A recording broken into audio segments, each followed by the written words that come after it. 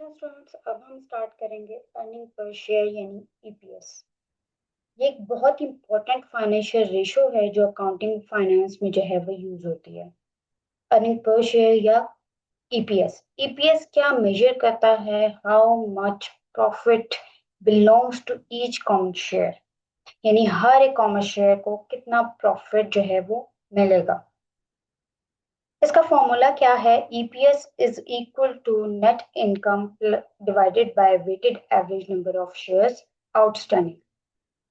Students, ये जो investors होते हैं ये अपनी ईपीएस के ऊपर बहुत ज्यादा तवज्जो देते हैं, क्योंकि ये डायरेक्टली इफेक्ट करते हैं स्टॉक के प्राइसेस के ऊपर और इन्वेस्टमेंट के डिसीजन के ऊपर। सपोज करना है कि दो कंपनीज हैं और दोनों जो हैं वो टोटल प्रॉफिट एक तरह का अर्न कर रही हैं, लेकिन कंपनी जो है उसके बहुत कम शेयर जो हैं जिनकी आउटस्टैंडिंग है उनकी हायर होगी ईपीएस। इसका मतलब क्या है कि उनके जो शेयर होल्डर्स हैं उन्हें ज्यादा अर्निंग्स पर शेयर मिलेगी, क्योंकि जब उनके आउटस्टैंडिंग शेयर्स ही कम है तो उनकी ईपीएस भी हाई होगी। अब हम समझते हैं कि वेटेड एवरेज शेयर्स हमारे पास क्या होते हैं। अब शेयर्स चूंकि चेंज होते हैं ड्यूरिंग द ईयर, बहुत वजूहात हो सकती हैं उसकी। हो सकता है न्यू शेयर इशू कर दिए हों, हो सकता है शेयर्स को रीपर्चेज कर लिया हो कंपनी ने, स्टॉक डिविडेंड दे दिया हो या फिर स्टॉक स्प्लिट कर दिए हो। तो जो वेटेड एवरेज है वो रिफ्लेक्ट करता है कि कितने शेयर्स जो है वो हमारे पास उस वक्त रिमेनिंग है। अब हम अगर इन्वेस्टर हों और ये सोचें कि हम कंपनी की हाई हो अगर ईपीएस तो उसे प्रेफर क्यों करेंगे, तो हमारा सबसे मेन आंसर ये होगा क्योंकि अगर ईपीएस ज्यादा होगी तो प्रॉफिटेबिलिटी भी हाई होगी, परफॉर्मेंस भी कंपनी की बेहतर होगी और जो स्टॉक की प्राइस की जो ग्रोथ होगी वो उसके अब भी पोटेंशियल ज्यादा होगा। तो मतलब क्या है कि हमारे पास जो हमारी कंपनीज हैं अगर वो अनाउंस कर दें क्वार्टरली ईपीएस तो स्टॉक प्राइस के ऊपर भी फौरन से रिएक्ट उसका आएगा। फिर आ जाता है हमारे पास अर्निंग पर शेयर, और ये इसकी एग्जांपल है। हम इसको एग्जांपल को थोड़ा सा पढ़ लेते हैं। वही हम एक ही कंपनी की जो है वो एग्जांपल को लेकर चल रहे हैं, मैट्रिक्स कॉर्पोरेशन। और इसमें उन्होंने इनकम जो है वो फ्रॉम कंटिन्यूइंग ऑपरेशन ऑलरेडी हमें बताई हुई है। आफ्टर टैक्स लॉस भी हमें जो है वो ऑलरेडी डिसकंटिन्यूड ऑपरेशंस का उन्होंने वो भी बताया हुआ है। एक्स्ट्रा ऑर्डिनरी लॉस भी ऑलरेडी बताया है, जो हमने पहले भी जो पिछली स्लाइड्स थी उसमें उसको चेक कर लिया था, देख लिया था, कैलकुलेट कर लिया था। और साथ ही एज्यूम कर लिया है कि इसी कंपनी के वेटेड एवरेज शेयर्स आउटस्टैंडिंग कितने हैं वो भी हमें बता दिए गए हैं। तो मतलब क्या है कि हमने क्या करना है, हमने पार्शियल इनकम स्टेटमेंट जो है वो प्रिपेयर करनी है। ये एक तरह से कैसे हेल्प करेगी? ये हेल्प करेगी इन्वेस्टर्स को ये समझने में कि कैसे डिफरेंट इवेंट्स जो हैं वो इफेक्ट करते हैं शेयर होल्डर्स की अर्निंग्स को।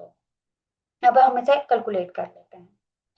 अब हमारे पास इनकम फ्रॉम ऑपरेशन ऑलरेडी हमें बताया गया था, लॉस फ्रॉम डिसकंटिन्यूड ऑपरेशन भी बताया था, दोनों को हमने माइनस कर दिया। उसके बाद हमारे पास जो है वो एक्स्ट्रा ऑर्डिनरी लॉस, उसको भी हमने जब इसमें से माइनस कर दिया तो हमारे पास टोटल आ गई नेट इनकम। अब जब हमारे पास नेट इनकम आ गई तो हमने क्या करना है कि हमने नेट इनकम ईपीएस की फाइंड आउट करनी है। और जो कि हम अर्निंग पर शेयर की बात कर रहे हैं तो हमारे पास टोटल जो वेटेड एवरेज जो हमारे पास शेयर्स हैं वो भी हमें बताए हुए हैं, और टोटल जो हमारे पास इनकम फ्रॉम कंटिन्यूइंग ऑपरेशन है वो भी हमें बताया हुआ है। हम क्या करेंगे, हम दोनों को डिवाइड कर देंगे तो हमारे पास क्या आ जाएगा, अर्निंग पर शेयर। क्योंकि आपको अभी मैंने बताया कि हमारे पास अर्निंग पर शेयर का जो फॉर्मूला है वो है नेट इनकम डिवाइडेड बाय जो हमारे पास वेटेड एवरेज के जो हमारे पास शेयर्स हैं आउटस्टैंडिंग शेयर्स, हमने उसके साथ उसको डिवाइड कर देना। तो डिवाइड कर दिया तो हमारे पास सीपीएस कितनी आ गई, 11.20। इसी तरह से हमारे पास नेट लॉस अगर चेक करना है तो हमने क्या करना है, 1,75,000 को डिवाइड कर देना है अपने आउटस्टैंडिंग शेयर्स के साथ। तो हमारे पास जो है वो उसकी ईपीएस आ जाएगी लॉस की। और अगर हम लोगों ने एक्स्ट्रा ऑर्डिनरी लॉस के पर शेयर चेक करना है तो हम क्या करेंगे, एक्स्ट्रा ऑर्डिनरी की अमाउंट है उसको डिवाइड कर देंगे अपने अर्निंग पर शेयर के साथ, यानी जो टोटल हमारे पास वेटेड एवरेज शेयर्स के साथ जब हम शेयर को डिवाइड कर देंगे तो हमारे पास एक्स्ट्रा ऑर्डिनरी लॉस पर शेयर आ जाएगा। और इस हिसाब से जो नेट इनकम है हमारे पास उसे भी फाइंड आउट कैसे करना है। टोटल नेट इनकम होगी, डिवाइड करेंगे हम लोग वेटेड एवरेज जो हमारे पास शेयर्स हैं आउटस्टैंडिंग, उसे डिवाइड करने के बाद हमारे पास ईपीएस आ जाएगी 9.74। तो ईपीएस जो है वो हम अपने इनकम स्टेटमेंट में भी उसे शो कर सकते हैं, सिर्फ ये बताने के लिए कि हमारे पास अर्निंग पर शेयर कितनी आ रही है डिसकंटिन्यूड ऑपरेशंस के साथ। और हमें ये भी पता चल जाएगा कि कंटिन्यूड ऑपरेशन के साथ हमारे पास ईपीएस कितनी आ रही है और टोटल नेट इनकम के साथ हमारी ईपीएस कितनी आ रही है। इसे फाइंड आउट करने के लिए हम इसे अर्निंग पर शेयर को अपने income statement, partial income statement में साथ साथ लिख लेते हैं। अब बात कर लेते हैं हम लोग अर्निंग पर शेयर की, लेकिन हम किसके साथ बात करेंगे, प्रेफर्ड स्टॉक के साथ। प्रीवियस जब हम अपना चैप्टर पढ़ रहे थे तो उसमें भी हमने जो है वो प्रेफर्ड स्टॉक की जो टोटल डिविडेंड है उसे फाइंड आउट करना हमने सीखा था। प्रेफर्ड शेयर होल्डर्स जो हैं अगर मौजूद हैं हमारे पास, जो हमारे पास टोटल जो शेयर्स हैं उनमें अगर जैसे जो कॉमन शेयर होल्डर्स के साथ हमारे पास प्रेफर्ड शेयर्स भी मौजूद हैं, तो हम क्या करेंगे कि हमने उसे माइनस करना है अपनी नेट इनकम से प्रेफर्ड डिविडेंड को। वजह, क्योंकि प्रेफर्ड शेयर होल्डर्स को हमेशा डिविडेंड मिलता है कॉमन शेयर होल्डर से पहले।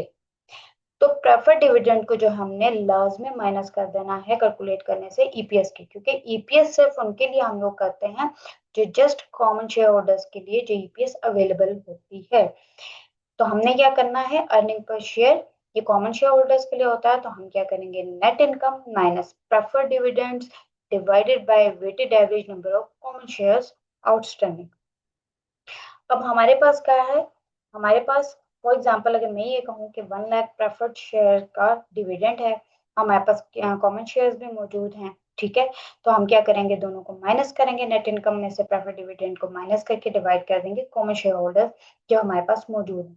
तो हमारे पास टोटल जो है ईपीएस शेयर आ जाएगी सिर्फ कॉमन स्टॉक के लिए। लेकिन एक चीज आप याद रखिएगा, प्रेफर्ड डिविडेंड जो है वो रिड्यूस कर देते हैं इनकम को कॉमन शेयर होल्डर्स के लिए। क्योंकि हमने कॉमन शेयर होल्डर्स को डिविडेंड देने से पहले प्रेफर्ड जो है शेयर होल्डर्स को डिविडेंड देना, तो लाजमी सी बात है जब हमारे पास इनकम मौजूद होगी हम प्रेफर्ड डिविडेंड दे देंगे, तो लाजमी सी बात है कि हमारे पास जो इनकम है वो रिड्यूस हो जाएगी और वो शेयर कॉमन शेयर होल्डर्स के लिए, ठीक है। तो प्रेफर्ड शेयर होल्डर्स को प्रेफरेंस होती है डिविडेंड में, लेकिन यूजली जो है वो लिमिटेड वोटिंग राइट्स होते हैं, ये भी हमने चीजें डिस्कस की। फिर बात आ जाती है हमारे पास कैश डिविडेंड की। कैश डिविडेंड क्या है कि हम शेयर होल्डर्स को डिस्ट्रीब्यूट कर रहे हैं डिविडेंड कैश में। अब एक कंपनी की लीगल ऑब्लिगेशन, क्या एक कंपनी जो है वो लाजमी उसे पे करना चाहिए हर साल डिविडेंड, कोई लीगल ऑब्लिगेशन नहीं है। डिविडेंड का डिसीजन जो है वो बोर्ड ऑफ डायरेक्टर्स करते हैं।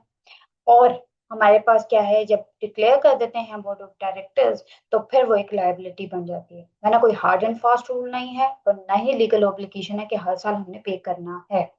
तो अगर बोर्ड ऑफ डायरेक्टर्स ने एनुअल जनरल मीटिंग में अनाउंस कर दिया है कि इस साल जो है वो मिलेगा हमें डिविडेंड, तो इट्स मीन कि वो लायबिलिटी क्रिएट हो जाती है डिक्लेयर करने पे।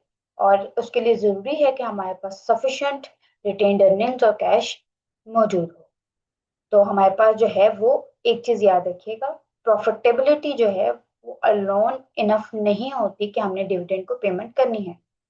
बहुत सारी ऐसी कंपनीज भी मौजूद हैं जो हाई प्रॉफिट उनका होता है या रिपोर्ट करती हैं वो अपनी इनकम स्टेटमेंट में, लेकिन वो डिविडेंड को अवॉइड करती हैं।